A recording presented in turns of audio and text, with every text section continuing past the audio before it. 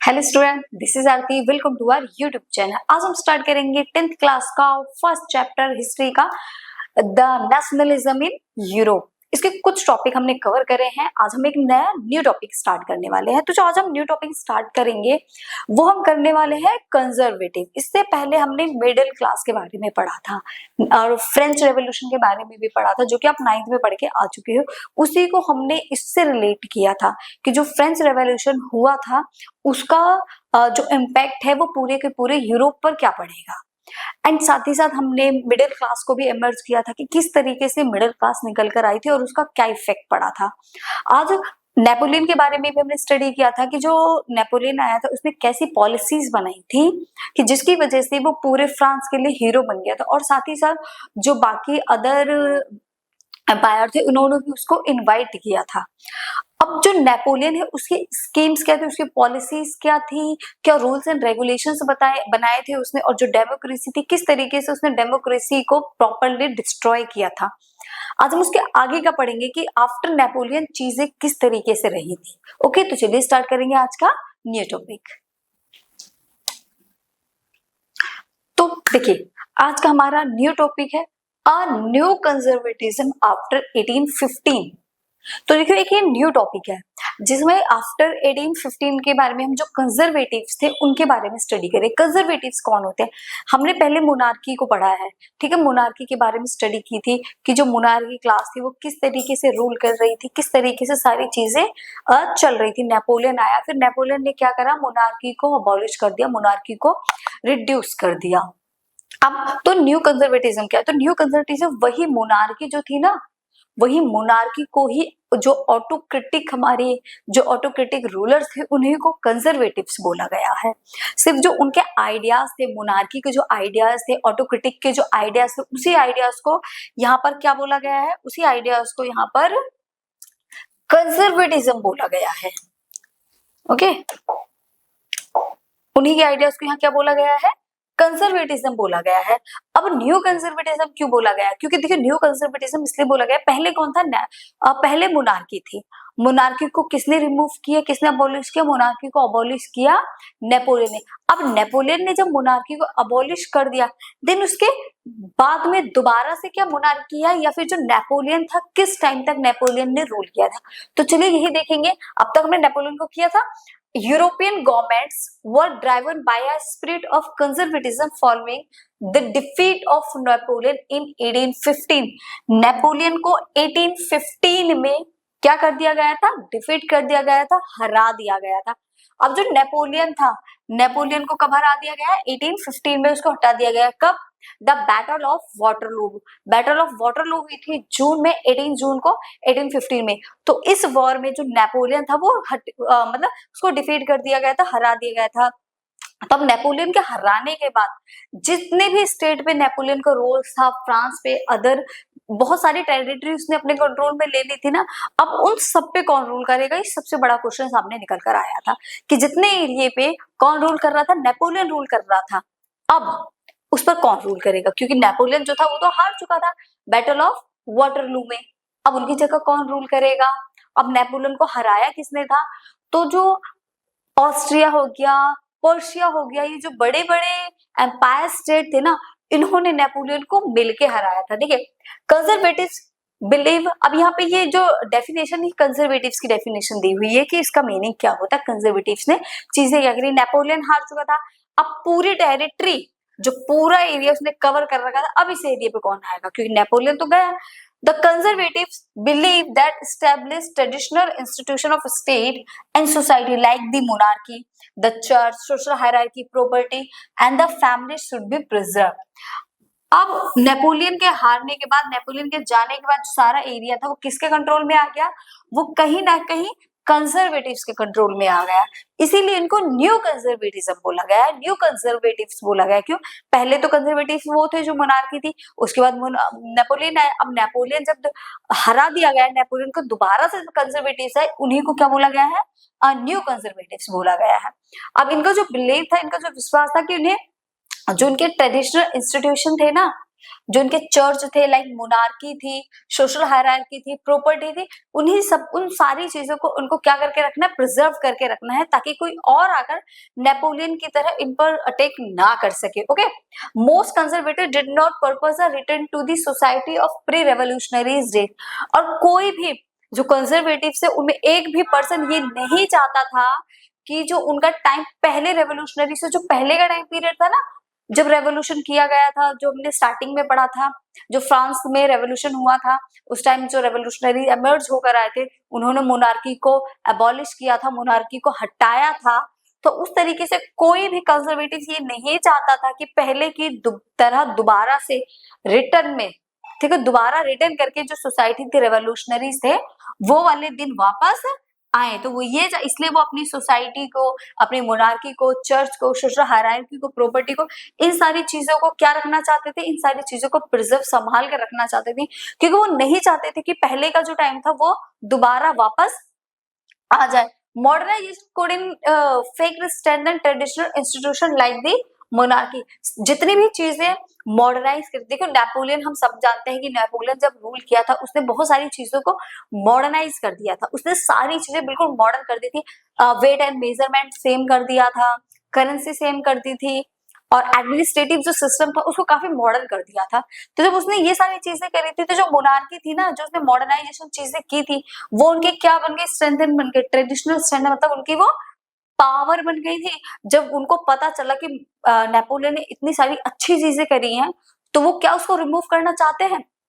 नहीं, वो बिल्कुल भी उसको रिमूव करना नहीं चाहेंगे। देखो कंजर्वेटिव्स का एक मीन ये भी होता है कि वो पुरानी चीजों को जैसे थी ना पहले, वैसे ही लाना चाहते थे।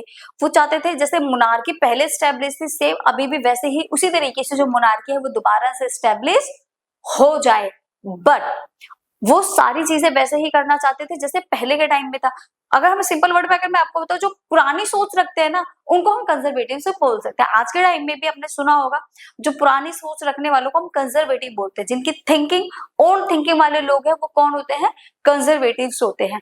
तो यहाँ पे ये जो कंजर्वेटिव्स थे ना, इनकी जो थिंकिंग थी, जो ये चाहते थे जो नेपोलियन से पहले जिस तरीके से चीजें चल रही थी ना, नेपोलियन था, एक किंग था, सॉरी नेपोलियन नहीं था, उससे पहले मोनार्की थी, किंग था, वो सबके ऊपर रूल कर रहा था। तो सेम वैसे ही अब नेपोलियन के जाने के बाद भी ये यही सोच रहे थे। बट चेंजेस तो सबको अच्छे लगते हैं ना। तो यहाँ पर क्या हुआ, जब नेपोलियन हार गया, उसने जो भी चीजें मॉडर्नाइज की थी, मॉडर्न करी थी, अब राजा ने कहा बाकी तो हम सारी चीजें पहले जैसी कर देंगे, बट जो चीजें इसने एडवांस करती है, मॉडर्न कर लिया, जिनको हम कभी कर ही नहीं पाए और नेपोलियन करके चला गया, तो हम उन चीजों को एज इट इज सेम रहने देंगे। तो यहाँ जो मॉडर्नाइजेशन था, could in fact strengthen traditional institution. तो वो क्या करेगा, वो मोनार्की को एक पावर प्रोवाइड करेगा, वो मोनार्की को क्या देगा, पावर देगा। A modern army, efficient bureaucracy, dynamic economy, the abolition of feudalism and serfdom could strengthen the autocratic monarchies of Europe। तो उनको ये चीजें समझ आने लगी कि उसने क्या करा था, उसने, नेपोलियन ने जो आर्मी थी, आर्मी को भी क्या कर दिया था, एडवांस कर दिया था, मॉडर्न कर दिया था।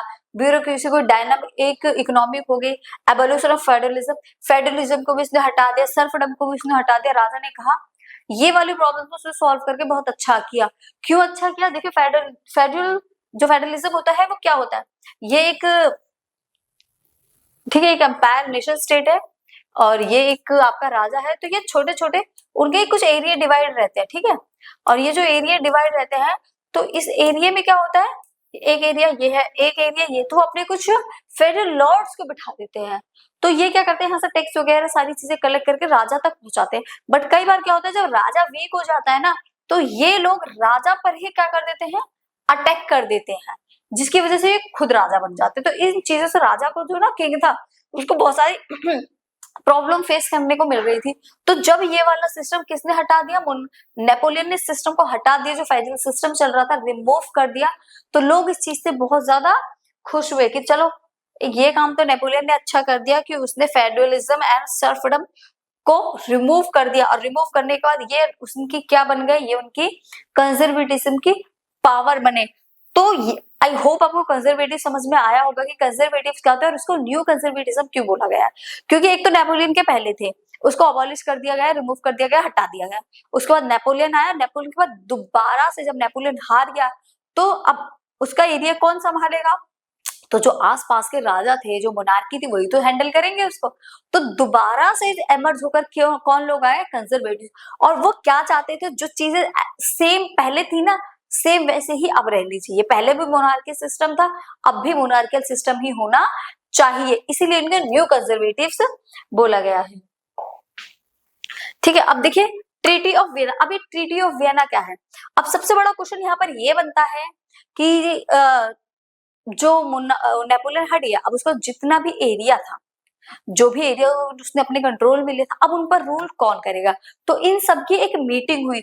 देखो उसको हराने वाला ऑस्ट्रिया था, पर्शिया था, इन सभी लोगों ने मिलकर किसको हराया था? नेपोलियन। क्योंकि उन्होंने कहा भाई देखो ये तो सारे एरिया पे कंट्रोल करता हुआ जा रहा है, एक टाइम तो ये हमें भी हटा देगा, तो हम अकेले अकेले अगर इससे नेपोलियन से लड़ेंगे तो हम अकेले अकेले तो इसको डिफीट नहीं कर पाएंगे। तो हम सबको क्या करना पड़ेगा? एक साथ मिलकर एक यूनिटी में आकर नेपोलियन को यहाँ से रिमूव करना पड़ेगा। तो काफी सारे नेशन स्टेट एक साथ आए, एम्पायर एक साथ आए, और उन्होंने सबने मिलके, जैसे ऑस्ट्रिया हो गया, पर्शिया हो गया, हंगरी हो गया, ये सारे एक साथ मिले और इस सबने एक साथ मिलकर नेपोलियन को हरा दिया था।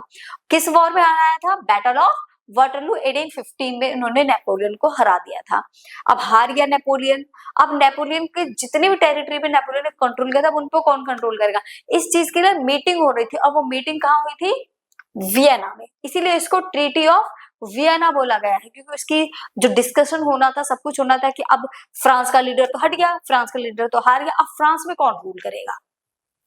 अब फ्रांस का नया लीडर चूज होगा। तो अब वो देखते हैं कौन होगा, और उस नए लीडर के लिए जो बातचीत करनी चाहिए, जो डिस्कशन था, वो सारा कहाँ किया जा रहा था? वियना में। In 1815, British in Russia, Persia and Austria who collectively defeated Napoleon made at Vienna. अब देखो रशिया हो गया, पर्शिया हो गया, ऑस्ट्रिया, इन सब ने मिलकर नेपोलियन को हराया था, और बाद में वो कहाँ गए? सारे के सारे वियना में मिले। The Congress of Vienna was hosted by Austrian chancellor Duke Metternich. और ये जो वियना था, ये ऑस्ट्रिया में था। ऑस्ट्रिया की एक सिटी बोल सकते हो, एक सिटी है, उसका नाम है क्या? वियना। और वियना में ऑस्ट्रिया में था वियना, तो ऑस्ट्रिया का एक चांसलर था ड्यूक मैटरनिक। कौन है ऑस्ट्रिया का चांसलर? Duke Metternich. तो वो क्या बोलता है? भाई मैं ऑस्ट्रिया का हूं, तो फर्स्ट प्रायोरिटी मुझे मिलेगी कि मैं बोलूं कुछ। तो जो वहां पर होस्ट की थी उस मीटिंग को, किसने होस्ट किया था? ड्यूक मैटरनिक ने होस्ट किया था। उन्होंने क्या बोला? इन 1815 the treaty of Vienna was signed with the aim to undo the all changes brought in Europe during the Napoleonic War। उन्होंने कहा नेपोलियनिक वॉर के बाद जितने भी चेंजेस नेपोलियन ने किए थे, उन सबको एक बटन दबाओ, अंडू कर दो। मतलब बटन तो नहीं दबाया जाएगा, बट उन सारी चीजों को अंडू कर दो। अंडू करने का मतलब सेम पहले जैसी ही कर दो, जैसी पहले थी। नेपोलियन के आने से पहले जैसा फ्रांस था, बाकी अदर एरिया जैसे थे, सेम वैसे ही कर दो। किसको? बाकी सारे स्टेट्स को, बाकी सारे जो एम्पायर थे उन सबको वैसा ही कर दिया जाए, जो भी एम्परर थे। तो ये किसने बात कही थी? इसीलिए एक ट्रीटी साइन हुई थी, और उस ट्रीटी का क्या नाम था? Treaty of Vienna. तो ये आपके क्वेश्चन बन जाते हैं, 2 नंबर में क्वेश्चन बन सकता है, what is the treaty of Vienna. तो आपको इसको एक्सप्लेन करके लिखना पड़ेगा, ठीक है, कि ट्रीटी ऑफ वियना क्या थी, ट्रीटी ऑफ वियना क्यों साइन की गई थी, जितने भी चेंजेस नेपोलियन ने करे थे उन सबको अंडू करने के लिए ट्रीटी ऑफ वियना को साइन किया गया था। ओके, अब देखते हैं changes in Europe after treaty of Vienna. अब क्या क्या चेंजेस आए थे उस ट्रीटी को होने के बाद में। अब यहाँ में ये भी पता चलेगा कि नेपोलियन ने क्या क्या किया था। The Bourbon dynasty rose to power after being deposed during the French revolution was restored to power. आपको याद होगा नेपोलियन के आने से पहले, 9th का रिमेंबर करो कि नेपोलियन के आने से पहले किसका रूल था वहां पर? लुई 16 का। अब लुई 16 को मार दिया गया था, ठीक है, लुई 16 मर गया था, उसकी फैमिली खत्म हो गई थी। किस फैमिली से बिलोंग करते थे? बॉर्बन डायनेस्टी, ठीक है। अब लुई 16 मर गया था, तो कौन बचा? जो अब फ्रांस का राजा बनाना है, तो इन लोगों ने सोचा कि हम कहीं ना कहीं जो डायनेस्टी में हम चलती हुई आ रही थी ना अब तक, उसी के किसी पर्सन को यहाँ का लीडर बना देते हैं। अब वो कौन होगा? क्योंकि लुई 16 वगैरह तो मर गए थे, तो अब कौन है जो वहां का बनेगा? तो उन्होंने, इनको पावर रिस्टोर करनी थी, तो इन्होंने सोचा हम उसी पावर को क्यों ना रिस्टोर कर दे जो कि पहले से ही फ्रांस में थी, बट लुई 16 उस टाइम पर नहीं था। तो उन्होंने क्या कहा, France lost all the territory it had annexed during the rain of Napoleon. अब एक चीज और हुई यहाँ पर भी, नेपोलियन ने अपनी टेरिटरी को स्प्रेड कर लिया था, बहुत ज्यादा बढ़ा लिया था। आप 9th में भी पढ़े हो कि नेपोलियन को क्या था, जो अदर स्टेट थे उन्होंने इनवाइट भी किया था नेपोलियन को कि हमारे यहाँ पर आओ और हमारे ऊपर क्या करो, रूल करो। तो जिस वजह से जो नेपोलियन की टेरिटरी थी ना वो स्प्रेड होती हुई चली गई थी। अब सारे लोग बोल रहे हैं देखो भाई हम तुम्हारी पावर को तो रिस्टोर कर रहे हैं। फ्रांस में जो मोनार्कियल सिस्टम चल रहा था, जो डायनेस्टी चल रही थी बर्बन डायनेस्टी, उसी को दोबारा कर दिया गया, क्या कर दिया गया, रिस्टोर कर दिया गया। दोबारा से फ्रांस में किसका रूल हुआ, बर्बन डायनेस्टी का। ये पावर क्या हो गई, रिस्टोर हो गई। तो इन्होंने फ्रांस से कहा देखो जितनी टेरिटरी, जितने हाथ पैर नेपोलियन ने फैलाए थे, अपनी चादर जितनी फैलाई थी, अब उसको तुम कंट्रोल कर लो, सिर्फ अपने लेवल तक ही रहो। जो फ्रांस इतना है तो सिर्फ इतने तक रहो। नेपोलियन ने ये पूरा एरिया कवर कर लिया था, तो इनका जो नेपोलियन ने एरिया कवर किया है ना, जो हमारे स्टेट में उसने अपने कंट्रोल में लिया है, वो चुपचाप से हमें वापस कर दो, तभी हम तुम्हारी पावर को वहां पर रिस्टोर होने देंगे। तो जो टेरिटरी नेपोलियन ने क्या करी थी, एक्सपेंड करी थी, वो टेरिटरी अब लॉस्ट हो चुकी थी। क्योंकि जिस जिसकी टेरिटरी थी ना, जैसे ऑस्ट्रिया की जो टेरिटरी थी ऑस्ट्रिया ने वापस ले ली, हंगरी की थी हंगरी ने वापस ले ली, जो टेरिटरी रशिया की थी रशिया ने वापस ले ली। तो मतलब जिनकी भी टेरिटरी पर नेपोलियन ने कंट्रोल किया था, वो सभी ने अपनी उन टेरिटरी को वापस अपने कंट्रोल में ले लिया था। Series of state set up on the boundaries of France to prevent French expansion. और उन्होंने एक चीज और करी। अब वो चीज क्या करी थी, देखिए यहाँ पर देखते हैं उन्होंने क्या करा था। अब मान लो ये फ्रांस था, ठीक है, क्या ये फ्रांस है, ठीक है, ये फ्रांस है। अब फ्रांस में नेपोलियन के आने के टाइम में नेपोलियन ने क्या करा था, अपनी टेरिटरी को बढ़ा लिया था इधर से ऐसे, ठीक है, ये उसकी टेरिटरी जो उसने एक्सपेंड करी थी। अब जैसे ही कौन आए, जैसे ही नेपोलियन डिफीट हुआ, जो न्यू पर्सन्स आए थे, न्यू कंजर्वेटिव से, उन्होंने कहा ये टेरिटरी जो तुम्हारे कंट्रोल में है ना, ये हमें वापस कर दो। उन्होंने क्या करा, अपनी अपनी टेरिटरी को वापस ले लिया। उन्होंने अपनी टेरिटरी को वापस कर लिया। अब फ्रांस जितना था सेम उतना हो गया, बट उन्होंने एक चीज और करी कि फ्रांस ऐसा ना करे कि कल को दोबारा से कोई आए और फ्रांस फिर अपने हाथ पैरों को स्प्रेड करने लगे, इसलिए हम इस पर रोक लगा देते। उन्होंने कुछ एरिया अपने यहाँ पर स्टेंड कर दिए। जो अदर कंट्री वाले थे, नॉर्थ में, साउथ में, ईस्ट में, वेस्ट में, सबने अपनी अपनी आर्मी को यहाँ पर स्टॉप कर दिया कि फ्रांस यहाँ से कभी भी स्प्रेड ना हो सके, अपना एक्सपेंशन ना कर सके। इस तरीके से उन्होंने क्या करा था, फ्रांस को अपने कंट्रोल में ले लिया था कि कभी ऐसा हो जाए फिर कोई पर्सन आ रहा हो। देखो यहाँ पर लिखा हुआ है French to prevent French expansion. उन्होंने जो फ्रेंच था हमारा, फ्रांस था, उसके एक्सपेंशन को प्रिवेंट लगा दिया, रोक लगा दी। उन्होंने कुछ बाउंड्री सेट कर दी थी। अब वो बाउंड्री क्या थी, देखिए, the Netherlands which includes Belgium was set up in the north and Geneva was added to Piedmont in south. उन्होंने फ्रांस के किस साइड में, देखिए, Netherland which included Belgium set up in the north. North में उन्होंने Netherlands के Belgium को set कर दिया। उस टाइम पर जो बेल्जियम है हमारा, वो किसके अंडर में था, नीदरलैंड के अंदर में था। तो नीदरलैंड के अंदर में उन्होंने, नीदरलैंड ने क्या करा, अपने बेल्जियम को किधर सेट कर दिया, फ्रांस के नॉर्थ में सेट कर दिया कि फ्रांस यहाँ से आगे नहीं बढ़ेगा। एक बाउंड्री सेट कर दी कि फ्रांस इतना है, इतना ही रहेगा, यहाँ से आगे क्रॉस कर नहीं आएगा। Geneva was at to Piedmont in south. South में उन्होंने जिनेवा का पिडमोंट सेट कर दिया। Prussia was provided with new important territories while Austria was given control over northern Italy। ठीक है, पर्शिया ने भी अपनी न्यू इंपोर्टेंट जो टेरिटरीज थी, ऑस्ट्रिया था गिवन, उन्होंने भी अपना कंट्रोल ले लिया। नदन में इटली आ गई उसके। The German confederation of 39 state was left untouched. जो 39 कन्फेडरेशन बनाए थे नेपोलियन ने, उसको तो इन लोगों ने टच भी नहीं किया, वो बिल्कुल अनटच थी। क्यों अनटच थी, क्योंकि उससे इनको क्या हो रहा था, प्रॉफिट हो रहा था। Russia provide part of Poland and Persia given a portion of Saxony. Russia ने भी उनको अपना पोलैंड का पार्ट दे दिया और पर्शिया ने उसको अपनी सेक्सोनी पर कंट्रोल कर लिया। तो ये सारे वो स्टेट थे जो किस तरह बनाए गए थे, ये सारे वो एरिया थे जो फ्रांस के आसपास में उसके बाउंड्री सेट करने के लिए बनाए गए थे, ताकि फ्रांस अपना एक्सपेंशन ना कर सके। ये सारी चीजें कौन कर रहा है? जो न्यू कंजर्वेटिव्स थे वो कर रहे थे। कौन सा टाइम पीरियड है? ये 1815 का टाइम पीरियड है, ठीक है। 1815 नेपोलियन के वॉर को हारने के बाद का टाइम पीरियड है, ठीक है। तो टाइम पीरियड आपको याद रखने हैं। अब यहाँ के और new conservative regime versus the society, monarchy was restored in Europe. ये समझ में आ गया कि जो मोनार्की थी वो दोबारा से क्या हो चुकी है? रिस्टोर्ड हो चुकी है। कहां पर? फ्रांस में। Conservative regime was again set up in 1815 the societies of Europe. 1815 से वहां पर दोबारा क्या आ गया है? कंजर्वेटिव से जो रिजीम थी वो सेट हो चुकी है।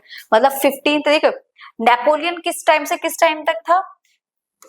1804 से लेके 1815 तक कौन था? नेपोलियन का रूल था, ठीक है। अब 1815 से आगे हम देखेंगे कि कहां तक कंजर्वेटिव्स का है। 1804 से लेके 1815 तक किसका रूल था? नेपोलियन का था। अब 1815 से हमें देखना है कि कंजर्वेटिव्स का रूल कहां तक रहता है। ओके, तो कंजर्वेटिव रिजीम रिस्टोर हो गई थी यहाँ पर यूरोप के अंदर में। Conservative regime was autocratic. ये ऑटोक्रेटिक थी। ऑटोक्रेटिक का मतलब ये था कि जो अपनी मनमानी कर रहे हैं, लाइक सिंपल सा मोनार्की। मोनार्की सुनती किसके? राजा सुनते ही किसके हैं। They did not tolerate criticism against them. अब एक बात बताइए, हमने लिबरलिज्म पढ़ा है पहले, ठीक है, मिडिल क्लास के बारे में भी हम पढ़ चुके हैं, बट यहाँ पर क्या है, जो कंजर्वेटिव रिजीम था ना वो ऑटोक्रिटिक था। ऑटोक्रिटिक का मतलब होता है सिर्फ अपनी ही कहना, किसी की सुनना ही नहीं, ठीक है, सिर्फ अपनी मनमर्जी चलाना। तो वो they did not tolerate criticism against them. वो अपने अगेंस्ट कोई भी क्रिटिसिज्म को टॉलरेट नहीं करना चाहते थे। वो नहीं चाहते थे कि कोई भी उनको क्रिटिसाइज करे। जैसे नेपोलियन था, नेपोलियन ने भी सेंसरशिप लगा दी थी बाद में। फिर यही तो प्रॉब्लम क्रिएट हो रही थी कि जो बाकी अदर स्टेट वाले चाह रहे थे कि यहाँ से चला जाए, तो इन्होंने भी क्या कर दिया, क्रिटिसिज्म को बिल्कुल ही टॉलरेट नहीं करते, क्योंकि ये नहीं चाहते कि लोग उनको क्रिटिसाइज करें। और ऐसा क्यों चाहते थे? ये ऐसा इसलिए चाहते थे क्योंकि अगर देखो लिबरल क्लास की मिडिल क्लास सारी एमर्ज हुई थी, लोगों ने जो नेशनलिज्म था और जो फ्रीडम का जो टेस्ट होता है ना वो चख रखा था। पहले इनको पता है, नेपोलियन भी तो तभी आया था, डेमोक्रेसी भी तभी आई थी। आपने 9th का थोड़ा सा रिमेम्बर कर लेना, rain of terror, democracy, national assembly, सब कुछ 9th में ही पढ़ के आ चुके हो। तो लोगों को पता था कि रेवोल्यूशन करने से उनको फ्रीडम मिल सकती है। उनको पता है ये राजा सही कर रहा है, गलत कर रहा है, तो उसको क्रिटिसाइज करेंगे। तो यही चीजें किसको पसंद नहीं आ रही थी? किसको? कंजर्वेटिव्स को अब पसंद नहीं आती थी, क्योंकि उनको पहले ही पता कि उन्हें पहले ही एक बार हटाया जा चुका है। अगर लोग दोबारा से उनको क्रिटिसाइज करेंगे तो ऐसा ना हो कि जो उनकी बची बचाई पोस्ट है वो भी उनके हाथ से चली जाए। तो इसलिए ये चीजें उनको पसंद बिल्कुल भी नहीं आ रही थी। They sought to curb activities that question the legitimacy of autocratic governments. को नहीं चाहते कि कोई एक सिंगल पर्सन भी उनकी लेजिटिमेसी पे क्वेश्चन पुट करे।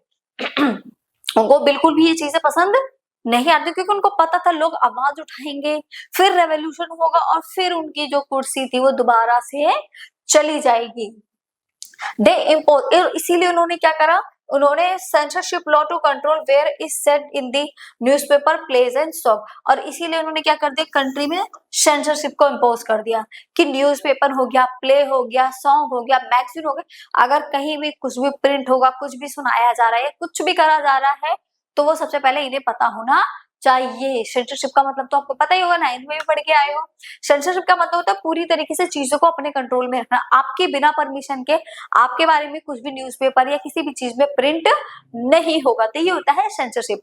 तो इन्होंने क्या करता, कंजर्वेटिव्स ने सेंसरशिप लगा दी कि अगर कंट्री में कुछ भी जो होगा ना तो उनके अगेंस्ट कुछ भी प्रिंट नहीं किया जाएगा, क्योंकि कहीं ना कहीं उनको ये डर था कि दोबारा से रेवोल्यूशनरीज आएंगे और दोबारा से जो उनकी सरकार है वो खत्म हो जाएगी। पहले नेपोलियन ने किया था, अब कोई और कर देगा। तो इसीलिए इन्होंने क्या करा, सेंसरशिप को इम्पोज किया था कंट्री में। द रेवोल्यूशनरीज, अब देखिए इसी को थोड़ा सा पहले डिस्कस करते हैं। कंजर्वेटिव्स को आपको समझ में आ गया, सेंसरशिप लगा दी। अब लोगों ने टेस्ट ले रखा था फ्रीडम का, लोगों को पता था कि फ्रीडम क्या होती है। अब दोबारा से आप उनको दबाने की कोशिश करोगे तो क्या वो दबेंगे? वो बुरी तरीके से ब्लास्ट करेंगे।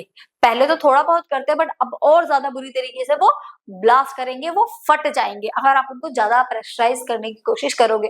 पहले ही वो टेस्ट ले चुके थे फ्रीडम का, अब आप दोबारा से उनको प्रेशराइज कर रहे हो। जिसने एक बार फ्रीडम का टेस्ट ले लिया उसको दोबारा तो आप अपने कंट्रोल में ले ही नहीं सकते। उनको पता है कि अब उन्हें किस तरीके से आपको अबॉलिश करना है। तो इसीलिए दोबारा से कौन सी क्लास रिमूव उठकर आई, दोबारा से फिर रेवोल्यूशनरीज आए। देखो जो हिस्ट्री है वो सेम चल रही है। स्टार्टिंग से हमने क्या पढ़ा, मोनार्की सिस्टम था, फिर मोनार्की को खत्म करके कौन आया, नेपोलियन आया। नेपोलियन एक ऑटोक्रेटिक रूलर था, उसने डेमोक्रेसी को बुरी तरीके से डिस्ट्रॉय कर दिया था। अब नेपोलियन के हारने के बाद दोबारा से क्या आ गए, दोबारा से मोनार्की आ गई। अब दोबारा से मोनार्की आ रही है, पहले लोग एक बार फ्रीडम लोगों को मिल चुकी थी तो अब लोग दोबारा फ्रीडम चाहेंगे। अब वो ये थोड़े चाहेंगे कि कोई उनके ऊपर इस तरीके से क्या करे, रूल करे। तो अब उनको पता है कि उन्हें किस तरीके से नेपोलियन को यहाँ से हटाना है, सॉरी नेपोलियन को नहीं, कंजर्वेटिव को किस तरीके से यहाँ से हटाना है। तो लोग दोबारा से क्या करेंगे, रेवोल्यूशन करेंगे। तो दोबारा से कौन आ गए, रेवोल्यूशनरीज आ गए। तो अब हमारा जो नेक्स्ट टॉपिक होने वाला है वो होने वाला है द रेवोल्यूशनरीज। इससे पहले हमने कंजर्वेटिव्स के बारे में पढ़ा। आई होप आपको बहुत अच्छे से समझ आ गया होगा किस तरीके से कंजर्वेटिव आए, उन्होंने क्या क्या चीजें पुट ऑन करी थी। ओके, आप कंजर्वेटिव्स के बारे में सॉरी रेवोल्यूशनरीज के बारे में पढ़ते हैं कि रेवोल्यूशनरीज कौन होते हैं, जो फ्रीडम के लिए डिमांड करे, रेवोल्यूट करे, रेवोल्यूशन करे, वही होते हैं हमारे क्या, रेवोल्यूशनरीज। तो यहाँ पर जोसेफ मैज़नीर के बारे में बात की गई, एक बहुत ही अच्छे या बहुत बड़े रेवोल्यूशनरीज थे, वॉज एन इटालियन रेवोल्यूशनरी थे। इनका जो बॉर्न था वो जिनेवा में हुआ था, 1807 में इनका बॉर्न हुआ था जिनेवा में। ये इटली का एक शहर या सिटी बोल सकते हो।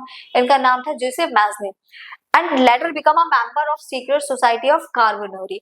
और बाद में ये एक सीक्रेट सोसाइटी के मेंबर बने थे। सीक्रेट सोसाइटी जो थी वो थी कार्बोनरी, ठीक है। He was sent into exile at the age of 24 for the attempting a revolution in Liguria।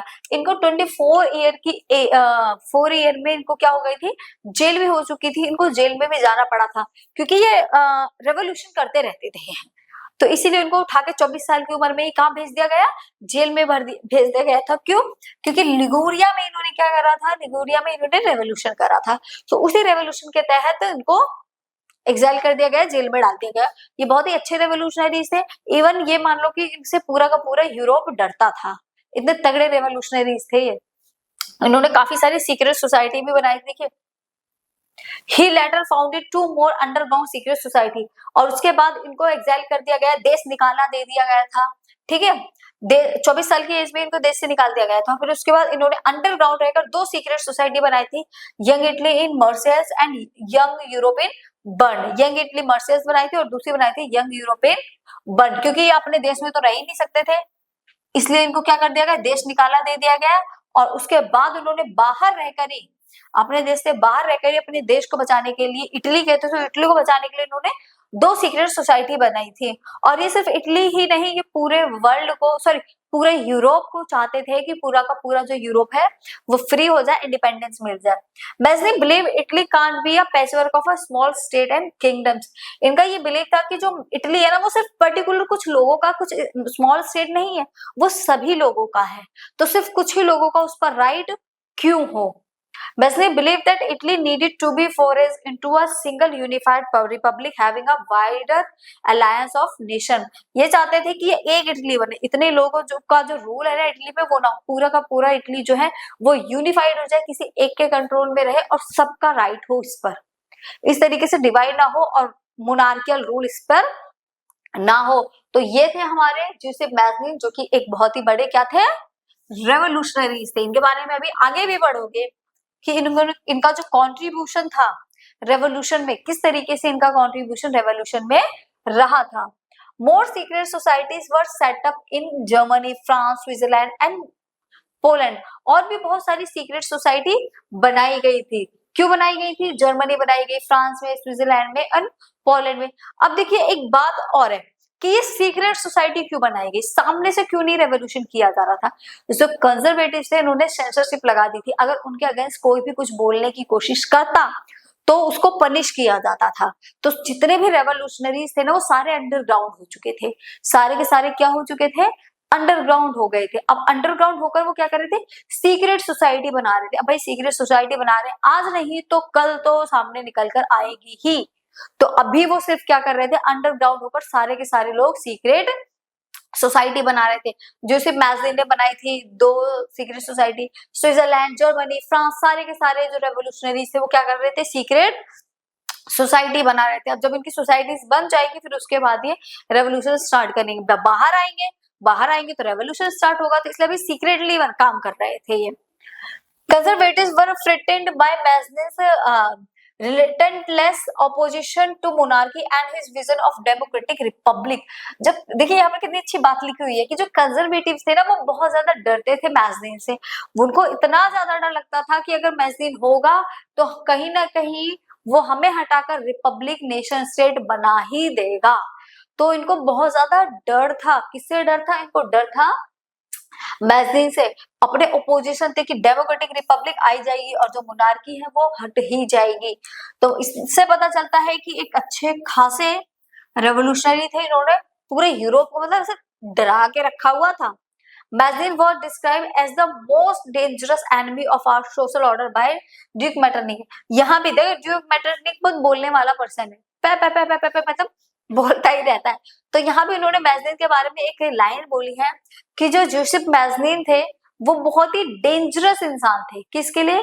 Of our social order, हमारे सोशल ऑर्डर के लिए बहुत ही डेंजरस थे, डेंजरस एनिमी थी। जिससे मतलब फ्रांस को बोल सकते हैं, या फ्रांस को क्यों खतरा होगा? कंजर्वेटिव्स को खतरा था, हर जगह के कंजर्वेटिव्स को उससे खतरा था बहुत ज्यादा। जो भी कंजर्वेटिव्स थे वो उससे डरते थे कि कहीं ना कहीं हमें रिमूव करके, हमें अबॉलिश करके रिपब्लिक लाकर ही रहेगा।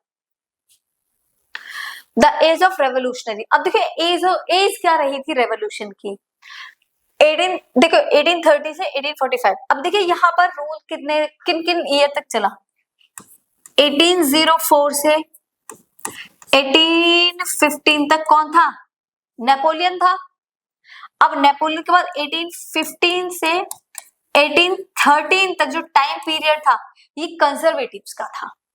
ठीक है, कंजर्वेटिव्स का टाइम पीरियड था। अब 1830 से 1848 का जो ये रेवोल्यूशनरी टाइम पीरियड दिख रहा है, ये रेवोल्यूशनरी टाइम पीरियड है।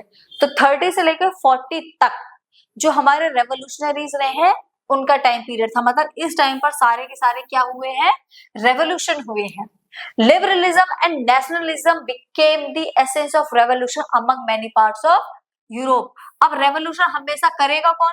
जो नेशनलिज्म की फीलिंग चाहता है, जो ये चाहता है कि जो कंट्री है वो एक नेशन स्टेट बने, और दूसरा जो लिबरलिज्म, जो आजादी चाहते हैं। मतलब कुछ लोग, जो सोसाइटी का मिडिल क्लास था, हमेशा कौन आएगा? Middle class. जो सोसाइटी का मिडिल क्लास था वही क्या चाहता था? लिबरलिज्म चाहता था। वही उन्हीं लोगों ने क्या करा था? रेवोल्यूशन करा था। और यूरोप के हर पार्ट में रेवोल्यूशन स्टार्ट हो चुके थे। कब? 1830 से। और कब तक चलेंगे? 1845 तक चलेंगे ये रेवोल्यूशन। तो हर जगह क्या स्टार्ट हो चुके थे? रेवोल्यूशन स्टार्ट हो चुके थे। These revolution were led by educated middle class. और किन लोगों ने स्टार्ट किया था? मैंने अभी आपको बताया था ना, हमेशा मिडिल क्लास, एजुकेटेड क्लास आएगा। विच इंक्लूडेड प्रोफेसर्स हो गए, स्कूल्स टीचर्स हो गए, clerks, members of commercial middle classes हो गए। ये सारे ही लोग क्या कर रहे थे? जल्दी बता दीजिए क्या कर रहे थे? सारे ही लोग रेवोल्यूशन कर रहे थे। When France needs the rest of the Europe catches score। मैंने बोला था ना कि ड्यूक मैटरनिक बोलता ही रहता है, तो उसने एक लाइन यहाँ भी बोली है। इसने यहाँ पर ये बोली कि जो फ्रांस छींकता है तो जो पूरा का पूरा यूरोप है वो कोल्ड कैच कर लेता है। मतलब पूरे यूरोप को कोल्ड हो जाता है। कब? जब फ्रांस छींकता है। मतलब अगर हेड बॉय बोले ना तो कौन है? वो फ्रांस है। जो भी चीज होनी होती है सबसे पहले फ्रांस में होती है, बाकी यूरोप में उसके बाद में होती है। जो काम होना होता है, रेवोल्यूशन होगा, मोनार्की स्टैब्लिश होगी, कुछ भी होगा, फ्रांस में होगा। तो फ्रांस प्रो प्लेयर है, मतलब ठीक है, फ्रांस क्या है? एक प्रो प्लेयर है। जो चीज होनी होती है फ्रांस से ही होती है। तो यहाँ पर भी रेवोल्यूशन स्टार्ट होगा फ्रांस से ही होगा। तो सबसे पहले कहाँ यहाँ रेवोल्यूशन हुआ है? फ्रांस में रेवोल्यूशन हुआ है। फ्रांस में रेवोल्यूशन हुआ है, इसीलिए उन्होंने ये बोला कि when France needs the rest of the Europe catches cold. जब फ्रांस छींकता है तो पूरे यूरोप में क्या हो जाता है? कोल्ड होता है। और इस लाइन को किसने बोला है? ड्यूक मैटरनिक ने भी, ड्यूक मैटरनिक ने ही बोला है। ओके, तो अब यहाँ जो रेवोल्यूशनरी 1830 से स्टार्ट होने वाला है, ये कहां से होगा स्टार्ट? यूरोप से ही स्टार्ट होगा। अब देखिए कैसे स्टार्ट होगा, और इसको जुलाई रेवोल्यूशन भी बोला जाता है। क्यों बोला जाता है? क्योंकि जो रेवोल्यूशन स्टार्ट हुआ था ये कब से हुआ था? जुलाई के टाइम से ही हुआ था, इसलिए इसको क्या बोला जाता है? जुलाई रेवोल्यूशन। अब देखिए कैसे स्टार्ट हुआ था। The revolution become in France in 1830। कब शुरू हुआ? 1830 में स्टार्ट हुआ था ये। When the conservative monarch was overthrown by the liberal nationalists and Louis Philippe was made the constitutional monarch। देखिए मैंने आपको बताया था कि जो फ्रांस में जो मोनार्की थी वो रिस्टोर हो गई थी। पहले लुइस 16 था, उसके बाद नेपोलियन आया। अब दोबारा से जब मोनार्की स्टैब्लिश हुई थी तो वहां कर उसी बर्बन डायनेस्टी का जो न्यू लीडर बना था वो था आपका कौन? Louis Philippe. ये किस फैमिली से बिलोंग करता था? किस डायनेस्टी से? ये बिलोंग करता था बर्बन डायनेस्टी थे। तो न्यू जो लीडर बना था फ्रांस का वो कौन था? लुइस 16। तो ये कंजर्वेटिव थी। तो जो रेवोल्यूशन स्टार्ट हुए बिकम 1830 में हुए, और वहां का जो monarch was overthrow by the liberal nationalist and Louis Philippe was made the constitutional monarch. और लिबरल नेशनलिस्ट ये चाहते थे कि वो लुइस 16 को हटाना नहीं चाहते थे, उसको अबॉलिश करना नहीं चाहते थे, वो सिर्फ ये चाहते थे कि वो कॉन्स्टिट्यूशनल मोनार्क बन जाए। मतलब मोनार्क तो रहे, वो लीडर रहे, बट वो काम किसके अकॉर्डिंग करे? वो काम करे कॉन्स्टिट्यूशन, जो हमारा कॉन्स्टिट्यूशन है इसके अकॉर्डिंग काम करे, कॉन्स्टिट्यूशनल मोनार्क बने।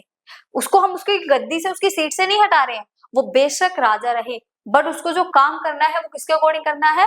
कॉन्स्टिट्यूशन के अकॉर्डिंग काम करना है। बट अब सिंपल सी बात है ना, देखो जिसके पास में पावर है कि वो कभी चाहेगा कि उसके हाथ में से पावर रिमूव हो या उसके हाथ में से जो पावर है वो चली जाए? कोई भी इस टाइप से नहीं चाहता। अब मैं सिंपल सी बात है, अगर किसी को भी पावर मिलेगी तो कभी कोई ये नहीं चाहेगा कि उसके हाथों से जो पावर है वो चली जाए। तो यहाँ भी सेम यही था कि जब लुइस फिलिप को जब दोबारा से पावर मिली, जब दोबारा से इसकी जो डायनेस्टी थी वो स्टैब्लिश हुई, और वहां भी क्या बोला गया? जो लिबरल नेशनलिस्ट है उन्होंने बोला ठीक है आप मतलब आपकी जो जगह है वहां पर रहो, बट जो आप रूल करोगे किसके अकॉर्डिंग रूल करना है आपको? जो कॉन्स्टिट्यूशनल मोनार्क है, कॉन्स्टिट्यूशनल मोनार्क बन के रहना है और इसके अकॉर्डिंग आपको रूल करना है। तो ये जो बात थी ना, ये लुइस फिलिप को पसंद नहीं आई। तो लुइस फिलिप को ये चीजें बिल्कुल भी पसंद नहीं है। France become an example for the whole of Europe. France पूरे के पूरे यूरोप के लिए क्या प्रेजेंट करता था? एग्जाम्पल प्रेजेंट करता था। पूरे के पूरे यूरोप के लिए वो एक एग्जाम्पल होता था। Sparked an uprising in Brussels which led in Belgium breaking away from the United Kingdom of Netherlands. Greek independence mobilized the nationalist feeling among the educated middle class. Starting from France, the revolution spread across Italy, Germany, Ireland and Poland. अब revolution कहां से start हुआ था? सबसे पहले revolution start जो हुआ था वो आपका हुआ था फ्रांस से। यहाँ बताया गया है कि जो फ्रांस है वो एक एग्जाम्पल प्रेजेंट करता है पूरे के पूरे यूरोप के लिए। अब फ्रांस में क्या हुआ? रेवोल्यूशन स्टार्ट हुआ। क्यों? क्योंकि उन्होंने ये डिनाई कर दिया था कि उनकी कंट्री में जो कॉन्स्टिट्यूशनल मोनार्की है वो स्टैब्लिश नहीं होगी, क्योंकि लुइस 16 को ये चीजें बिल्कुल पसंद नहीं आती। मतलब सिंपल सी चीज है ना कि इतने टाइम बाद तो उसको दोबारा से जो उसकी पावर है वो रिस्टोर हुई है। अब पावर को रिस्टोर होने के बाद दोबारा से उनको क्या बोला जा रहा है? लिबरल नेशनलिस्ट थे, उन्होंने दोबारा से बोला कि आपको कॉन्स्टिट्यूशनल मोनार्की स्टैब्लिश करनी है। तो इस कंडीशन में जब उसे डिनाई कर दिया तो रेवोल्यूशनरी जो थे उन्होंने रिवोल्ट करना शुरू कर दिया। रेवोल्यूशनरीज ने क्या करना शुरू कर दिया? रिवोल्ट करना स्टार्ट कर दिया। अब रिवोल्ट स्टार्ट किया, फ्रांस में रेवोल्यूशन हुआ। जब फ्रांस बोल रहा है हम रेवोल्यूशन कर रहे हैं, तो उसी के साथ उसके साइड में नीदरलैंड भी था। कौन था? Kingdom of Netherland. तो नीदरलैंड जो था, नीदरलैंड के कंट्रोल में बेल्जियम था। Brussels which led to Belgium. Belgium Netherland के कंट्रोल में था। तो नीदरलैंड के जब इस टाइप से आप समझ सकते हो, देखिए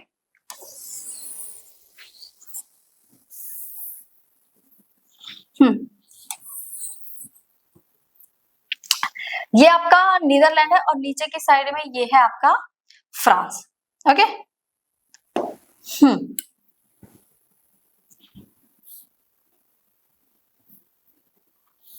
ठीक है, ये नीदरलैंड है, फ्रांस, और उनके बीच में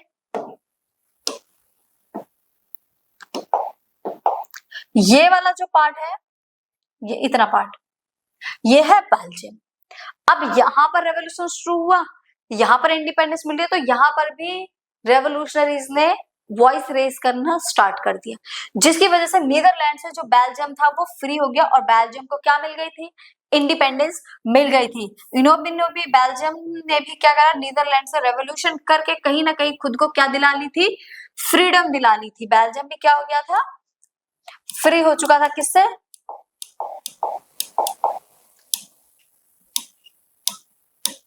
ठीक है, बेल्जियम भी किससे फ्री हो गया था, नीदरलैंड से फ्री हो गया, नीदरलैंड से इंडिपेंडेंस मिल चुकी थी। ग्रीक, अब देखो नीदरलैंड से बेल्जियम फ्री हो गया।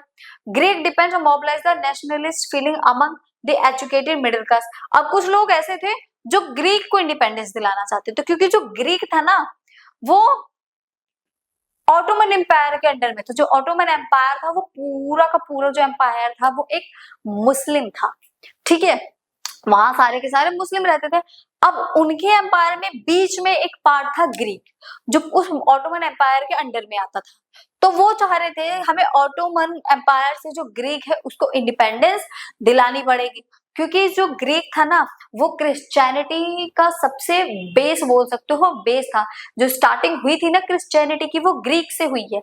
अब जो ये सारे लोग मतलब क्रिश्चियन है तो ये सारे लोग वो चाहेंगे क्या, ग्रीक उनके कंट्रोल में रहे, एक इस्लामिक स्टेट के कंट्रोल में उनकी एक वो नेशन हो जहां से हमारा जो कल्चर है वो एमर्ज होकर आया है। तो इसीलिए वो ग्रीक को क्या दिलाना चाहते थे, इंडिपेंडेंट दिलाना चाहते थे। जो मिडिल क्लास थे उन्होंने ही ग्रीक के लिए क्या करा, स्ट्रगल स्टार्ट करा। जो नेशनलिस्ट फीलिंग आई इसीलिए आई। यहाँ पर देखो, यहाँ पर नेशनलिस्ट फीलिंग की भी बात की गई है। कैसे बात की गई है, लोगों को फीलिंग कैसे, उनके कल्चर से फीलिंग आई कि जो उनका कल्चर है एक ऐसा जहां से उनको क्रिश्चियनिटी मिली, उनको बेस मिला, उनका कल्चर मिला, और वो किसी इस्लामिक कंट्री के कंट्रोल में है, तो हमारा ये फर्ज बनता है कि हम उसको इंडिपेंडेंस दिलाएं, ऑटोमन एम्पायर से उसको फ्रीडम दिलाएं। तो अब हम किसको फ्री करने वाले हैं, जल्दी बता दीजिए, ग्रीक को। स्टार्टिंग फ्रॉम फ्रांस, स्टार्टिंग कहां से हुई थी, फ्रांस से। The revolution spread across Italy, France में भी रेवोल्यूशन हुआ, इटली में हुआ, जर्मनी में हुआ, आयरलैंड में हुआ, पोलैंड में हुआ। धीरे धीरे करके जितने भी स्टेट है ये सारे के सारे सब स्टेटों को क्या हो गई, इन सभी स्टेट्स को इंडिपेंडेंस मिलती हुई चली गई थी, ठीक है। ग्रीक वॉर ऑफ इंडिपेंडेंस, अब देखो ग्रीक को किस तरीके से उन्होंने इंडिपेंडेंस दिलाई। Greece had been part of the Ottoman Empire since the 15th century. 15th century से जो ग्रीक था हमारा वो किसका पार्ट बना हुआ था, ऑटोमन एम्पायर का पार्ट बना हुआ था। The growth of revolutionary nationalism in Europe sparked off a struggle for independence amongst the Greeks which began in 1821। फिर देखिए द ग्रोथ ऑफ रेवोल्यूशन की जिस तरीके से ग्रोथ हो रही थी, नेशनलिज्म बढ़ रहा था यूरोप के अंदर, उसी तरीके से उन्होंने स्ट्रगल किया कि ग्रीक को भी क्या दिलानी चाहिए, इंडिपेंडेंस दिलानी चाहिए। और स्टार्टिंग कब से की थी इसकी, 1821 से स्टार्ट हो चुका था ग्रीक को इंडिपेंडेंट दिलाने का टाइम पीरियड, कि इन्होंने 1821 से उसको क्या दिला रहे थे, independence. Nationalist in Greek got support from other Greeks living in exile and also from many west Europeans who had sympathy for ancient culture. तो कितने सारे ऐसे लोग थे जो ग्रीक थे जो उसको सपोर्ट कर रहे थे, उनको एग्जाइल कर दिया गया, मतलब देश निकाला दे दिया गया था, ठीक है। जो वेस्ट यूरोपियन से who had sympathy for ancient culture, जो लोग उसको सपोर्ट कर रहे थे, उसके एंशिएंट कल्चर को क्या कर रहे थे, सिंपैथी दे रहे थे, सपोर्ट कर रहे थे। Poets and artists lauded Greeks as the cradle of European civilization and mobilized opinion to support its struggle against a Muslim empire। और ग्रीक के जो लोग थे अपनी पोइट के थ्रू, अपनी पोएम के थ्रू, अपनी आर्ट के थ्रू, आर्टिस्ट जो थे वो कहीं ना कहीं एक नेशन की फीलिंग जगा रहे थे अपने लोगों में कि जो ग्रीक है वो हमारा कल्चर है, ठीक है। सारी चीजें हमें वहीं से मिली है, जो क्रिश्चियनिटी आज हमें मिली है वो कहाँ से मिली है, ग्रीक से मिली है। तो इसके लिए हमें स्ट्रगल करना चाहिए और उसको कहीं ना कहीं ग्रीक को इंडिपेंडेंट दिलानी चाहिए। The treaty of Constantinople of 1832 to recognise Greece as an independent nation. तो इन सब के थ्रू उन्होंने एक ट्रीटी करी ऑटोमन एम्पायर से, और उस ऑटोमन एम्पायर से कॉन्स्टेंटिनोपल ये ट्रीटी करी 1832 में, और 1832 में जाकर जो ग्रीक था वो क्या हो चुका था, इंडिपेंडेंट हो चुका था ड्यू टू द रेवोल्यूशनरीज। सारा का सारा जो बेस जाता है वो रेवोल्यूशनरीज को जाता है कि इसमें जितना भी स्ट्रगल था वो किसका था, रेवोल्यूशनरीज का था। उन्हीं की मेहनत थी, उन्हीं की मेहनत की वजह से जो हमारा क्या था, जल्दी बता दीजिए क्या था, ग्रीस था, उसको इंडिपेंडेंट मिल चुकी थी, लोगों की भी सिंपैथी थी, लोग भी सपोर्ट कर रहे थे कि ग्रीस है, उनका कल्चर ग्रीस से जुड़ा हुआ था, क्योंकि क्रिश्चियनिटी की जो स्टार्टिंग थी वो कहीं ना कहीं ग्रीस से ही हुई थी। तो सारा का सारा जो सपोर्ट था लोगों का वो ग्रीस को मिल रहा था, और इसी वजह से जो ग्रीस था 1832 में उसको क्या मिल गई थी, इंडिपेंडेंट मिल चुकी थी। ओके, देखिए लॉर्ड बायरन। अब लॉर्ड बायरन कौन थे? ये भी एक बहुत ही इंपोर्टेंट पर्सन रहे थे, इनका भी बहुत बड़ा कॉन्ट्रीब्यूशन था ग्रीस को इंडिपेंडेंट दिलाने का। तो देखिए क्या था, इंग्लिश पोइट थे ये, who fought for the Greek और वॉर ऑफ इंडिपेंडेंस। ये फ्रांस के थे वैसे तो, बट इनका जो कनेक्शन था ना वो काफी ग्रीक से था, तो ये चाहते थे, इनकी सिंपैथी थी कि ये ग्रीस को इंडिपेंडेंट मिले, तो ये उस वॉर के लिए गए भी थे। जब वॉर हो रही थी तो ग्रीक से जब वॉर हो रही थी तो वहां पर गए थे उसको इंडिपेंडेंट दिलाने का, बट सडनली क्या होता है ना, चीजें कुछ डिफरेंट हो जाती हैं, तो यहाँ भी हो गया। He organise funds and later went to fight in the war. इन्होंने फंड कलेक्ट किया, और फंड कलेक्ट करने के बाद ये कहाँ चले गए, वॉर पर चले गए। Where he died of fever on 1824, but so sad. क्या हुआ, इनको रात को फीवर हो गया, सुबह वॉर पे जाने वाले थे, और फीवर में इनकी बेचारे की क्या हो गई, डेथ हो गई। मतलब देखो कितना टिपिकली सा था, फीवर से डेथ हो गई, वॉर पे जाने वाले थे। तो इनका जो कंट्रीब्यूशन था ग्रीक वॉर में उसको कभी भी भूला नहीं जा सकता। किसका, लॉर्ड बायरन का। तो ये क्वेश्चन भी पूछा जा सकता है एग्जाम में, जब इतने फोकस करके दिया है तो एग्जाम में पूछा भी जा सकता है कि इनकी डेथ कैसे हुई थी। ओके, एंड कौन थे लॉर्ड बायरन?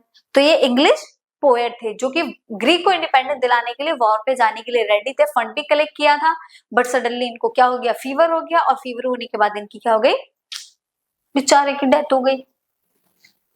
ओके, देखिए नेक्स्ट, अब नेक्स्ट टॉपिक है, देखिए अब हमने ग्रीस को इंडिपेंडेंस दिला दी, बीच में एक अलग टॉपिक भी आ गया। ये टॉपिक इसलिए दिया है, वैसे तो बिल्कुल डिफरेंट है, बट इसलिए दिया हुआ है कि सारी चीजें सिर्फ लड़ाई झगड़े से नहीं होती हैं, उसके अलावा भी कुछ चीजें हैं जो हमें फ्रीडम दिलाने में, एक एम्पायर को नेशन स्टेट बनाने में उसका भी बहुत बड़ा कंट्रीब्यूशन होता है। देखिए हमने दो टॉपिक कंप्लीट किए। फर्स्ट हमने कंजर्वेटिव्स को पढ़ा कि किस तरीके से जो कंजर्वेटिव से उन्होंने काम किया, और कंजर्वेटिव के बाद फिर किस तरीके से सीक्रेट सोसाइटी बनाई गई जिसमें लोग अंडरग्राउंड हो गए थे, रेवोल्यूशनरीज। फिर हमने फिर रेवोल्यूशनरी एज को पढ़ा कि किस तरीके से रेवोल्यूशनरी एज आई।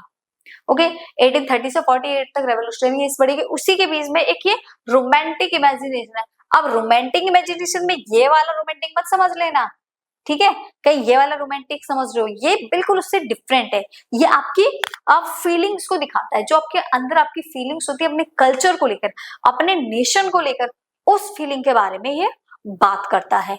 कि जो देखिए रोमांटिक का मतलब सिर्फ प्यार मोहब्बत वाला ही नहीं होता, रोमांटिक का मतलब एक अदर मीनिंग भी है, जो आपकी कंट्री से है, जो आपके अपने डांस से है, सॉन्ग से है, जिसको सुनकर आपके मतलब होता है ना गूज़बम्स आ जाए, वो जो फीलिंग आती है, उस फीलिंग के बारे में यहाँ पर बात की गई है। बट इसका क्या कॉन्ट्रीब्यूशन था यहाँ पर, रेवोल्यूशनरी से अच्छी खासी वॉर चल रही थी, बट फिर भी इस टॉपिक को दिया गया थोड़ा सा मतलब थोड़ा सा डिफरेंट है, बट रिलेट उसी से करता है। अब रिलेट कैसे करता है वो तो हमें रिलेट करना पड़ेगा ना, तो चलिए देखते हैं कैसे रिलेट करता है। The romantic imagination and national feeling. Nationalism did not come only through wars and territorial expansion, but also through the cultural activities like art, poetry, story and music. जो नेशनलिज्म है ना वो हमेशा वॉर से, territory का expansion करने से नहीं आती है। कई बार अगर हम प्यार से बात करें, कल्चर हो गया, पोइट्री हो गई, आर्ट हो गई, हम कई बार आर्ट में चीजों को शो कर देते हैं, पिक्चर्स बना देते हैं, ठीक है। सॉन्ग हो गया, जब हम गाना गाते हैं तो सॉन्ग के थ्रू हमें पता चलता है कि ये सॉन्ग क्या कह रहा है। पोइट्री के थ्रू भी हमें हमारी जो नेशनल फीलिंग है वो दिखाई देती है। देखो अब हम है जब हम कोई पोइट्री सुनते हैं कि पहले हमारी हिस्ट्री में क्या हुआ था, किस तरीके से लोगों को परेशान किया गया था, तो उस पोइट्री के थ्रू कहीं ना कहीं हमारे अंदर जो एक फीलिंग जागती है वही नेशन की फीलिंग है। तो हम सॉन्ग के थ्रू हमें लगता है कि हाँ ये हमारा देश है। तो वही फीलिंग यहाँ पर रोमांटिकिज्म ने काम किया था। जो रोमांटिक पोइट थे उनका काम था लोगों के अंदर सॉन्ग्स के थ्रू, कल्चर के थ्रू, पोइट के थ्रू उनके अंदर नेशनलिज्म की फीलिंग को लेकर आना, जो कि किस तरीके से आई थी। रोमांटिकिज्म वाज द कल्चरल मूवमेंट। रोमांटिकिज्म क्या है, एक कल्चरल मूवमेंट है, ठीक है। अगर रोमांटिकिज्म पर क्वेश्चन आता है, what is the romanticism? Romanticism is a cultural movement which sought to develop a particular form of nationalist female. एक कल्चर मूवमेंट है, किसी भी टाइप का ये कल्चर मूवमेंट हो सकता है, सिर्फ उस कल्चरल मूवमेंट से आपको आपके नेशन के लिए फीलिंग आनी चाहिए। वो कोई डांस हो सकता है, कोई सॉन्ग भी हो सकता है, कोई प्ले हो सकता है, कोई पोएट्री हो सकती है, कुछ भी हो सकता है, सिर्फ उस कल्चरल मूवमेंट से आपको फीलिंग्स आनी चाहिए, आपके अंदर एक फीलिंग डेवलप होनी चाहिए। Romantic artist believe in creating a sense of shared collective heritage which form the basis of a nation. जो रोमांटिक आर्टिस्ट होते हैं वो बिलीव करते हैं एक ऐसी शेयर्ड कलेक्टिव आइडेंटिटी स्प्रेड करने में जिससे लोगों के अंदर एक नेशन हो। इसी के लिए जोहान गॉटफ्रेड थे, ये एक फिलोसोफर थे, एक पोइट थे। Herder was a German philosopher थे who believe that true German culture was to be discovered among common people. ये कहते थे कि जो एक ट्रू जर्मन कल्चर है ना, अगर उसको देखना है आपको, एक तो राजा के यहाँ मत देखो, जो कॉमन लोग हैं उनके यहाँ देखो। अगर आप किसी भी नेशन का कल्चर देखना चाहते हो, अगर आपको किसी भी नेशन का कल्चर देखना है तो राजा में मत देखो, किसी मतलब पैलेस में जाकर मत देखो, वहां के जो कॉमन लोग हैं ना उस कल्चर को उन कॉमन लोगों में देखो। किसी का भी अगर कल्चर देखना है तो कॉमन लोगों में देखो तो आपको कल्चर ज्यादा दिखाई देगा। अगर आप हायर लोगों को, रिचर पर्सन को देखो तो आपको कोई कल्चर नहीं दिखेगा। कल्चर हमेशा कॉमन पीपल में दिखता है। तो ये बात किसने कही थी? जोहान गॉटफ्रेड ने कही थी। ये एक जर्मन फिलोसोफर थे, ठीक है। तो ये सिंपल सी बात है, जर्मन फिलोसोफर थे तो जर्मनी के बारे में बात कर रहे थे। फ्रांस के थे ये, तो वहीं के बारे में ये बात कर रहे थे कि अगर कल्चर देखना है तो कॉमन पीपल में देखो, ना कि मोनार्की में देखो। It was through folk songs, और वो आपको किस तरीके से देखने को मिलेगा? फोक सॉन्ग्स हो गए, पोइट्री हो गई, फोक डांस हो गया, that the true spirit of the nation was a popularised. जो वहां पॉपुलर है, इनमें आपको जो एक स्पिरिट देखने को मिलेगी। फोक सॉन्ग्स हो गए, प्लेज हो गए, पोइट्री हो गए, ये सारी चीजें आपको इनमें देखने को मिलेंगी। ओके, कि किस तरीके से ये काम करती हैं। The intention of spreading the masses of nationalism through vernacular language and folklore was to enhance the knowledge of the illiterate people। तो कई बार होता है, देखो नेशनलिज्म एक ऐसी फीलिंग होती है जो लोगों तक पहुंचाती है। अब देखो जो पोइट्री पढ़ नहीं पाते हैं तो उन तक आप किस तरीके से इनको पहुंचाओगे? इसके लिए एक वर्नाकुलर लैंग्वेज होती है, फोक सॉन्ग्स होते हैं, डांस होता है, ठीक है। पोइट्री कोई दूसरा पढ़कर सुना रहा है तो ये जो इलिटरेट पर्सन है ना, इस वर्नाकुलर लैंग्वेज को वो भी समझ सकते हैं। डांस के थ्रू आप शो कर रहे हो, सॉन्ग्स के थ्रू आप शो कर रहे हो। तो जो पढ़े लिखे नहीं ही भी हैं उनके लिए एक वर्नाकुलर लैंग्वेज का काम करती है, उनके लिए एक नॉलेज का काम करती है। तो वो उसको सुन के, उसको समझ के, जो ये फॉकलोर होता है उसको समझ के उनके अंदर जो फीलिंग जागती है, वही फीलिंग किसका काम करती है? नेशनलिज्म का काम करती है। इसीलिए यहाँ पर रोमांटिकिज्म को दिया गया है कि हमेशा सिर्फ जो चीजें सॉल्व होती हैं, हमेशा सारी की सारी चीजें वॉर से ही सॉल्व नहीं हो जाती। कुछ चीजें आपको प्यार से भी करनी चाहिए। सिर्फ लोगों को आप ये समझो कि हम उसको मारेंगे तो हमें नेशनलिज्म की फीलिंग जागेगी, कि हम उसको एम्पायर को खत्म कर देंगे तो वो हमारे कंट्रोल में आ जाएगा, ऐसा नहीं। कई बार चीजें उसके अपोजिट भी हो जाती हैं।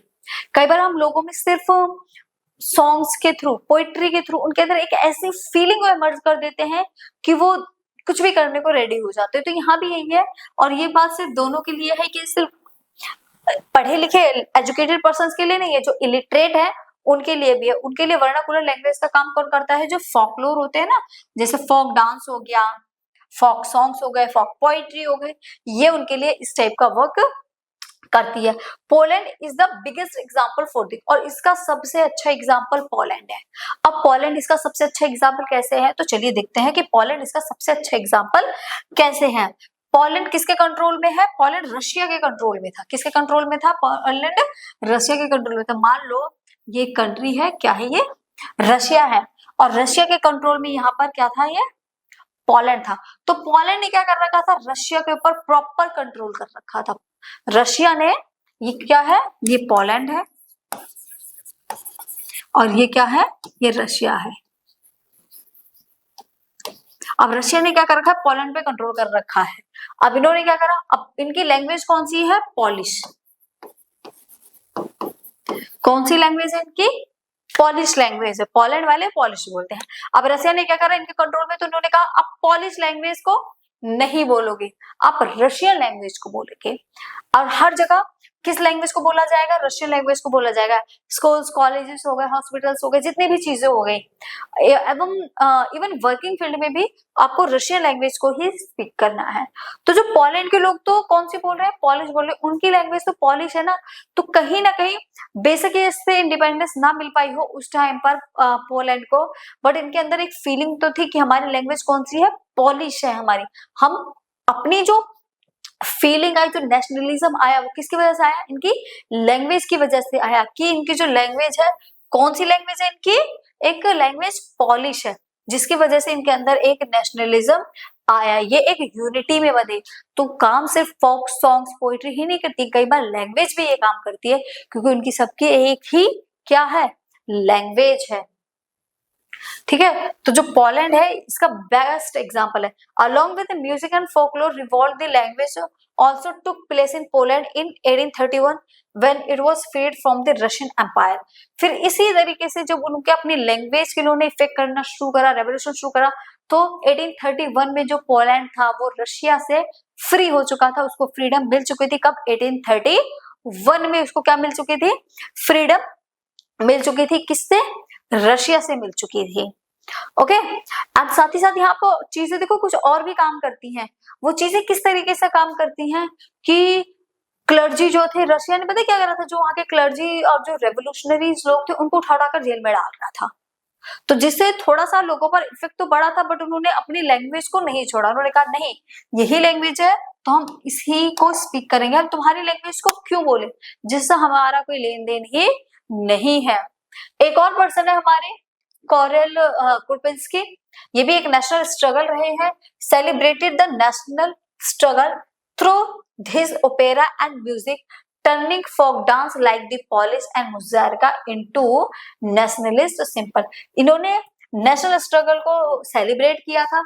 ये ओपेरा भी एक फोक डांस होता है फ्रांस वगैरह में, म्यूजिक टर्निंग फोक डांस हो गया, लाइक पॉलिश, मुजरका, ये सारे वो सिंबल है जिसकी वजह से लोगों में क्या आती है, एक फीलिंग जागती है, एक ऐसी फीलिंग जागती है जिसकी वजह से वो अपनी कंट्री की तरफ खिंचते हुए चले जाते हैं। तो देखिए यहाँ पर हमने कितनी चीजों को पढ़ा, कंजर्वेटिव्स के बारे में पढ़ा, रेवोल्यूशनरीज के बारे में पढ़ा, हमने रोमांटिकिज्म के बारे में भी पढ़ा था। तो रोमांटिकिज्म किस तरीके से रेवोल्यूशनरी पर इफेक्ट डालता है। वो रोमांटिकिज्म कहता है कि हमेशा सिर्फ वॉर नहीं करनी चाहिए, कई बार उसके अलावा भी कुछ तरीके से यूज करने चाहिए, जिसकी वजह से जो लोग हैं उनमें क्या जागे, फीलिंग्स जागे। ठीक है, और हमने टाइम पीरियड यहाँ कहां से कहां तक का लिया था, यहाँ हमने जो टाइम पीरियड ऐड किया है वो है हमारा, देखिए 1804 नेपोलियन का था, कब तक, 1815 का। मैं आपको बार बार इसलिए बता रही हूँ ये चीजें ताकि आपके दिमाग में सेट हो जाए और आप इस चीज को भूले ना। ठीक है, 15 के बाद 1815 से था 1830 तक, ये किसका था, कंजर्वेटिव्स का था। अब 1830 से 1848 का जो था टाइम पीरियड, ये रेवोल्यूशनरीज का था। इसी में 1831 में कौन फ्री हो गया था हमारा, अभी अभी फ्री हुआ है ना, कौन हुआ था, पोलैंड। ठीक है, इसके बाद ग्रीस भी हुआ, जिसको फ्रीडम दिलाने का जो काम चल रहा था वो कब से चल रहा था, 1821 से चल रहा था। अब आगे हम इसी को कंटिन्यू करेंगे। तो नेक्स्ट टॉपिक है हमारा, language too played an important role in developing nationalist sentiments. जैसे हमने अभी देखा कि पोलैंड किस तरीके से जो पोलैंड होता है वो रशिया से क्या हो जाता है, फ्री हो जाता है। तो जो लैंग्वेज है ना वो भी बहुत ही इंपॉर्टेंट रोल प्ले करते हैं। जिस तरीके से पॉलिश लैंग्वेज वाले जो लोग थे उन्होंने अपनी लैंग्वेज को छोड़ा नहीं, तो उन्हें अपनी लैंग्वेज के लिए जो एक अटैचमेंट थी ना, उसी की वजह से कहीं ना कहीं जो पोलैंड था वो क्या हो चुका था, फ्री हो चुका था। After Russian occupation the polish language were forced out of school and the Russian language वो इम्पोज्ड एवरीवेयर। रशियन लैंग्वेज को हर जगह इम्पोज कर दिया गया था उन्होंने, इवन स्कूल तक में। और जो पॉलिश लैंग्वेज थी फोर्सफुली उनको ये बोला गया था कि आप जो पॉलिश लैंग्वेज है उसका यूज नहीं करोगे। ठीक है, इन 1831 N armed rebellion against Russian rule took place which was ultimately crest. और 31 में क्या हुआ था, 31 में क्या हुआ, जो रिबेलियन थी, जो आर्म थी, वहां की जो फोर्स थी, उन्होंने रशियन रूल के अगेंस्ट रिबेलियन स्टार्ट कर दिया। उन्होंने रशियन रूल को पूरी तरीके से क्या कर दिया, क्रेस्ट कर दिया था। Following this many members of the clergy of in Poland began to use this language as a weapon of national resistance। तो वहां के जो क्लर्जी थे पोलैंड के, उन्होंने अपनी लैंग्वेज को एज अ वेपन यूज किया कि हम अपनी लैंग्वेज को नहीं छोड़ेंगे, चाहे तुम्हें जो करना है वो कर लो। पॉलिश, सॉरी ये पुलिस लिखा हुआ है बट यहाँ पर क्या है, पॉलिश है। Polish was used for church gathering and all religious instruction. जितने भी इंस्ट्रक्शन वगैरह दिए जा रहे थे वो अपनी ही लैंग्वेज में दे रहे थे। किस लैंग्वेज में, जो कि उनकी लैंग्वेज थी पॉलिश, और जिनको देने हैं वो बाकी अदर रिलीजियस अपनी लैंग्वेज में दे रहे थे। The use of Polish came to be seen as a symbol of the struggle against Russian dominance। और पोलैंड ने अपनी लैंग्वेज को, जो पॉलिश लैंग्वेज थी, उसको किस तरीके से यूज किया, एज अ वेपन यूज किया। किसके अगेंस्ट में, रशियन के अगेंस्ट में। तो इन्हीं सब तरीकों के बाद जो हमारा कौन था, पोलैंड था, उसको क्या मिल गई थी, फ्रीडम मिल गई थी। ये देखिए, Poland in 31 when was free from the Russian Empire। इसीलिए पोलैंड को 1831 में फ्रीडम मिल चुकी थी, किससे, रशिया से। ओके, तो आज के लिए इतना ही। बाकी की जो टॉपिक है उसको हम नेक्स्ट क्लास में कवर करेंगे। तब तक के लिए bye bye, tata, see you, फिर मिलेंगे नेक्स्ट वीडियो में।